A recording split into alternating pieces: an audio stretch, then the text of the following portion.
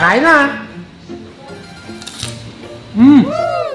So yun guys, nagbabalik po tayo. Andito pa rin po tayo sa Indian Masala Curry House. So again, dito po yan sa Barangay San Antonio, Santo Tomas, Batangas. Dito po sa Lifestyle Strip. So guys, susubukan ko po yung isa sa mga sikat na street food nila.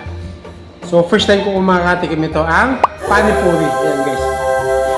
So ang pagkain po pala nito ay bubutasin mo muna. Yan. Yan guys, very crunchy ano. Tapos may ilalagay po tayo dito sa loob. Ayan. Okay. So punuin natin para sulit na sulit yung ating bite.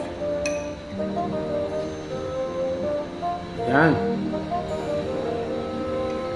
At lalagyan po natin ng eto, kung ano man ito, ano, para mas masarap.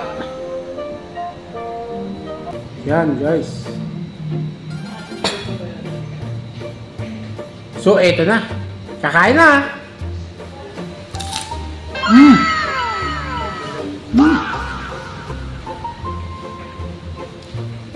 So masarap siya, no? Very crunchy.